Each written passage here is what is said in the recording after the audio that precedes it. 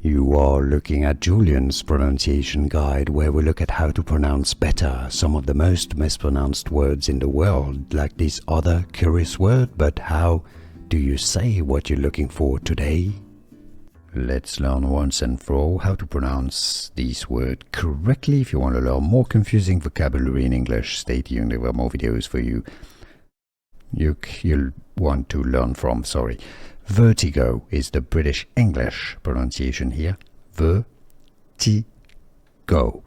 In American English, the US pronunciation, vertigo, a condition in which a person has the sensation that they are moving. Vertigo or vertigo. Here are more videos on how to pronounce more confusing words and names too many mispronounced. Like this video if you found it useful. I appreciate your support. I'll see you soon and thanks for watching.